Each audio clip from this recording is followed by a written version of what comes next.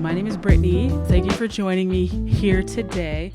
But this starts a new series called Brit's Picks, where I review the various forms of media I am consuming. So today we are starting with a beautiful film entitled Materialists, written and directed by Celine Song. And it stars Dakota Johnson, Chris Evans, and, of course, Daddy Pascal, Mr. Pedro himself, who I will watch everything he is in. Number one fan here, if you couldn't tell. But the reason I wanted to start this show is because of this movie. Literally, after I left the theater, me and my friend discussed it for almost an hour after. And that is what is so great about media, is that it causes you to think. So I'm going to tell you right now off the bat, though, this is full of spoilers. So if you haven't seen the film, please go watch it and then come back here and let's share our thoughts on it. I decided to wear this cute little number because Lucy, as played by Dakota Johnson, is in a lot of these blazers, and I really liked her style. So let me start. I'm going to tell you right off the bat, I'm giving this movie 3 pineapples out of 5, mostly because it is a beautiful film. They shot this movie on 35mm Panavision film. So the look of the film is stunning. The coloring, the feel of it, you can tell the difference between the film and a digital product. I really think you can.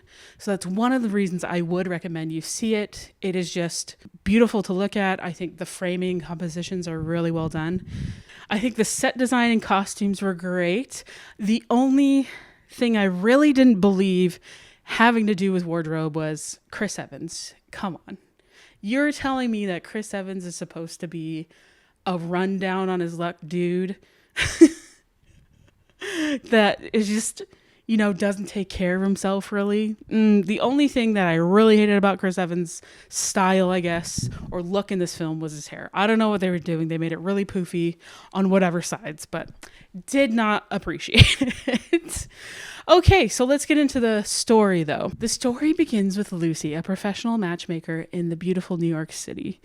And she is out at a wedding that she has basically made happen because she matched this couple and they're getting married, and she celebrates as well. This is the 5th marriage she's been able to make. And as a matchmaker, that's great. But at this wedding, she meets Harry, who is an exorbitantly rich, beautiful, gorgy man who is played by Pedro Pascal. And he just seems perfect. So Harry pursues Lucy, but at the same time, she runs into her ex, John, as played by Chris Evans. And she sort of catches up with him and is remembering all of the good times. And you can see that she has that chemistry with him. And she's wondering, ooh, should I with John again, her ex? Ooh, but then there's also this amazing new man who loves taking her out. So then we see as she begins to date Harry, her and Harry get kind of serious, but the movie really brings up the things within dating that are so troublesome and which made me just feel almost angry at times about modern dating. Because I know Celine Song, the director, wanted to make this a commentary or have you think about modern dating, because if you look at the apps for guys, the running joke almost in this film is that men are not dateable if they're not over 6 feet tall. Like your stock price or your ability to date goes up much higher as a man if you're actually very tall. Whereas for women, it's your age and how fit you are. So if you aren't under 30 years old, then you're not really dateable. Like men over a certain age, let's say 40, aren't looking for anybody their age. So I've found that to be true in this modern world, that when we're looking at the material things, such as wealth and all that, yes, I understand where they were coming from, but I feel like they took it too far at some points, where it's like, okay, we get it. Like, not everybody's going to have these things, but it doesn't mean they're any less worthy of love. So, like, how do we get around this? So the theme of the movie really is that Lucy breaks up with John because he's broke. They go to New York together because they're both actors, but John seems to be more serious about it. And it's their 5th year anniversary. And they get in a fight about money because Lucy is telling John, I told you we need to be on time, otherwise we have to pay for parking. And he just goes off on how, what do you mean we have to pay for parking? And then she says, we're going to lose our reservation if we have to pay a fee if we want to go if we're late. He's like, what do you mean there's a fee? And he's just getting super pissed about money. And then she literally right there gets out of the car and breaks up with him because he's just complaining about money. And she also knows that she wants to be rich. She doesn't want to live this pauper life with John. So I'm sure there were other issues we never got to see really, but I think that why it's called Materialists is that money is important to Lucy, more important than love. But the director, when I watched an interview, she talked about the takeaway that you're supposed to get from this movie is that love can be just as important as money when deciding who to make a life with, or that love can be just as real as having money. She really wanted you to understand why Lucy chooses John in the end, that she chooses love overall, because when we meet her, she's very cynical about it. She thinks of love in terms of math and making deals. Like your best chances are if you have this and this certain quality, and it's just, love is just math. And John, he he pisses me right off. At the end of this, okay, there are definitely almost halfway through the movie, you're thinking, oh yeah, fun, like rom-com. And then there's a tonal shift that happens when one of Lucy's clients, her name is Sophie, and she's a beautiful woman. I believe she's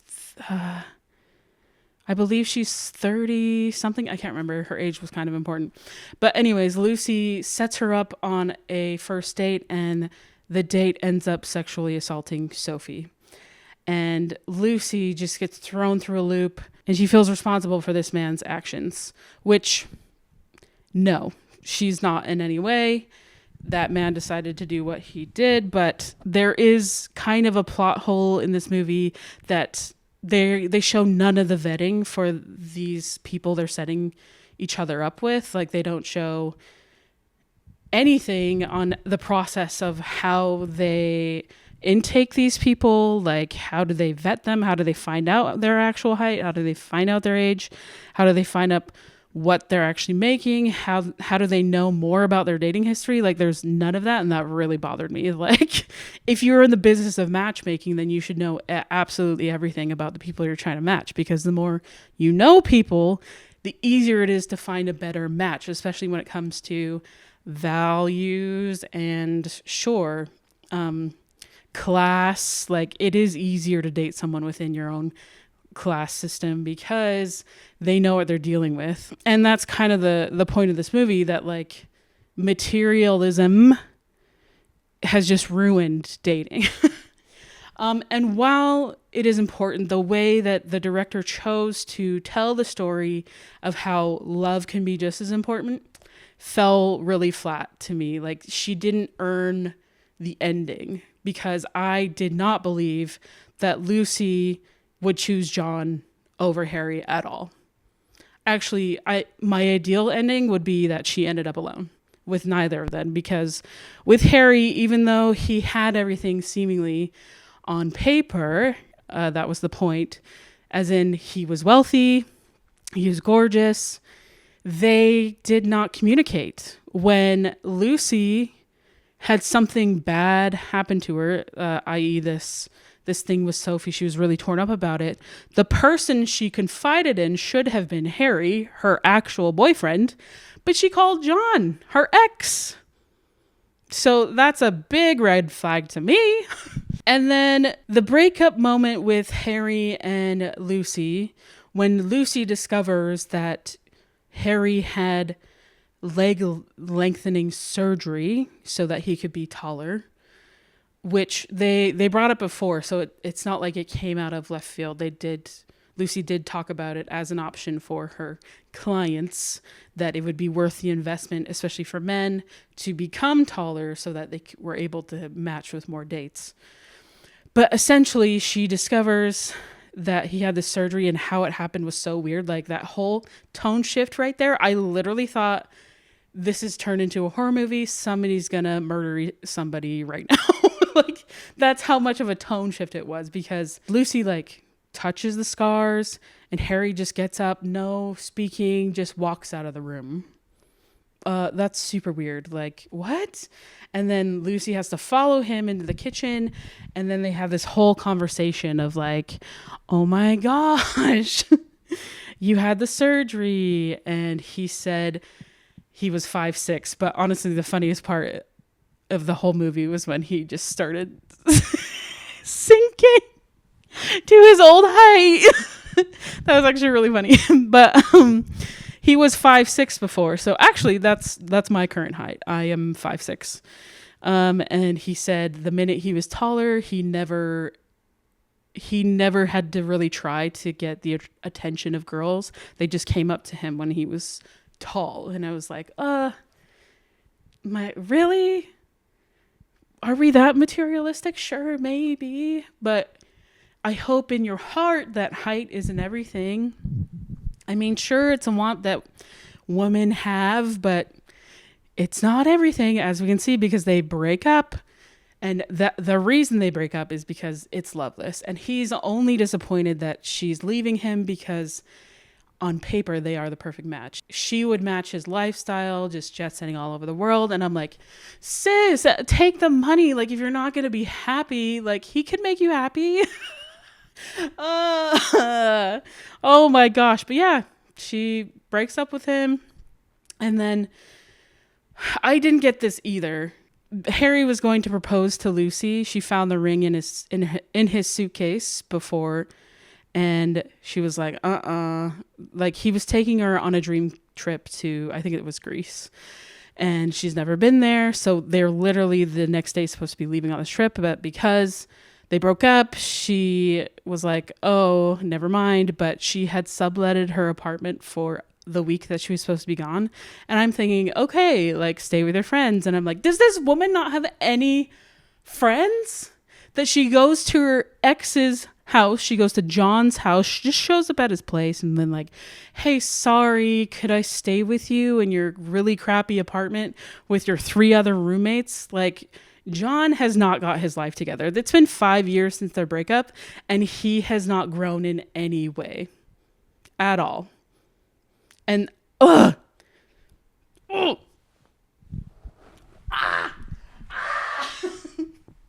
you're telling me she ends up with this bum who has done nothing to chase after, like maybe in the littlest way, like yes, he's still trying to be a theater actor, but then he says like, oh, I'll say yes to those commercials because he thought he was too good to be a commercial actor. He only wanted to be a theater actor for the art, but not to take care of himself, to get out of his horrible roommate situation that he's still living in 5 years later. Like literally no growth. Like to me, he is the biggest bum, has no ambition, doesn't care enough to even take care of himself.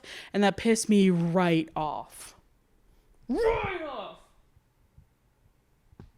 You mean to tell me she picks him? Oh, so then it kind of gets worse. So they go, and he's like, oh, I got $2,000 because he did this play, which was actually a horrible play. And they saw it anyways. But they go off on this random trip just together, and they go to this wedding. And it's so weird. They kiss, and they have this conversation of how he is still so in love with her. He could see Endgame with her, like, you know, he's trying to convince her that love is enough to be together in this world. Which it's not.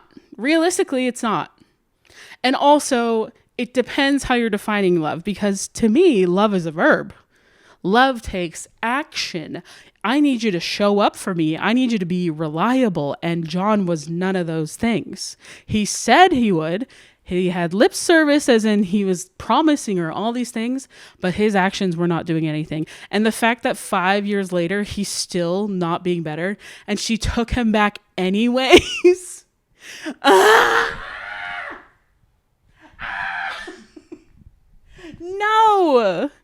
because he's confessing his love, and he's saying, he's listing the things, I'll take commercials, I'll do extra jobs, like we can make it work. And I'm like, first of all, I won't even entertain you until you're actually doing these things. Just because you're telling me doesn't mean that those things are going to happen. Absolutely not. I was so freaking pissed. And then at the end, when I think Lucy's just accepted that she's the breadwinner, but then she also was like, actually, I'm going to quit my dream job, which she was about to become. She's offered the job to take over the entire matchmaking office. And she has to think about it in New York City. What are you living on? Fumes and hopes?